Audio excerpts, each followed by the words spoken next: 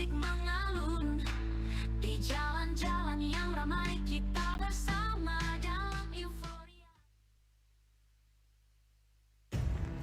Assalamualaikum warahmatullahi wabarakatuh.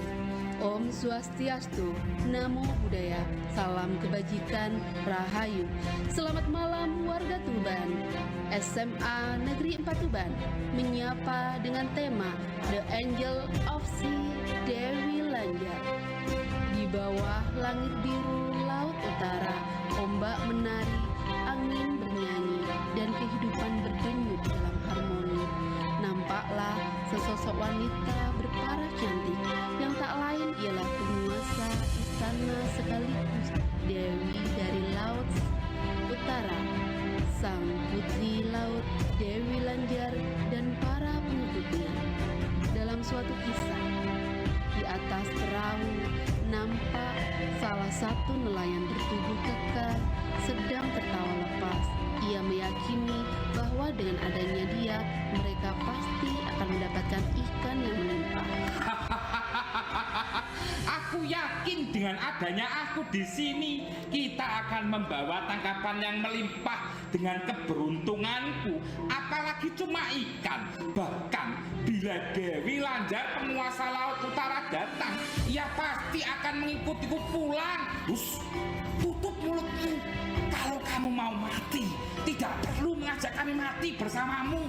Di saat yang sama, ia tidak tahu bahwa di bawah lautan, sosok kepiting raja mendengar ucapannya hingga membuat ia sangat murka terhadap kata-kata yang begitu kasar dan merendahkan junjungannya, sang Dewi Lanjar.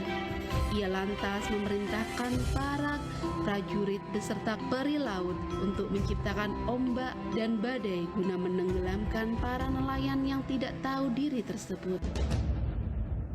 Diterjang ombak dan badai yang berkecamuk, perahu nelayan itu hancur berkeping-keping hingga para nelayan di atasnya jatuh ke laut. Dewi Lanjar yang berada di dalam istana bawah air merasakan adanya kelainan di atas permukaan laut dan segera keluar memanggil hamba terpercayanya. Hambaku lumba-lumba, apa gerangan yang terjadi di atas permukaan yang membuat arus laut menjadi tidak terkendali dan ombak-ombak yang tidak pada tempatnya?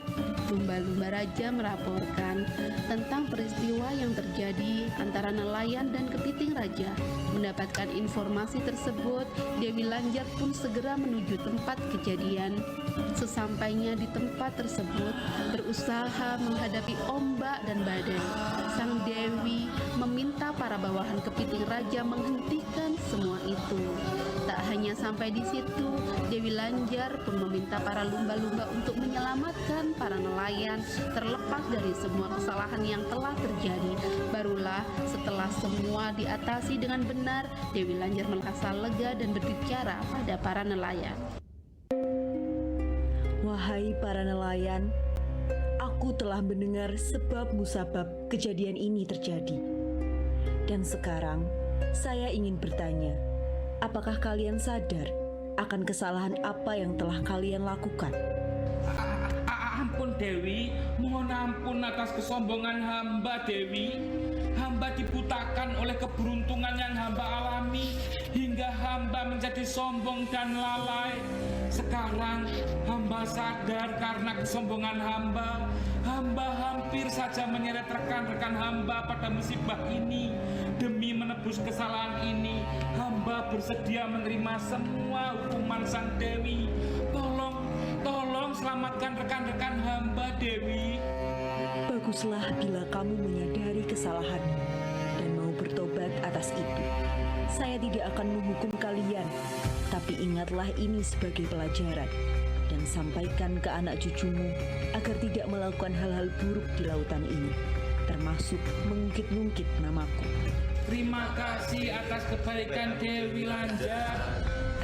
Maka dari situlah mitos Dewi Lanjar tercipta, sebuah legenda agar kita tidak melakukan hal-hal buruk di Laut Utara, termasuk mengungkit-ungkit nama Dewi Lanjar agar tidak mendapatkan musibah di tengah lautan. Inilah kisah yang diangkat oleh SMA Negeri 4 Tuban tentang Dewi Lanjar. Wassalamualaikum warahmatullahi wabarakatuh.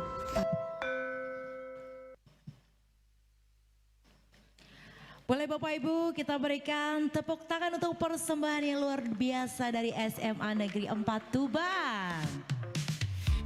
Ini juga bentuk kreativitas siswa begitu Tias ya? Iya betul sekali Jonathan.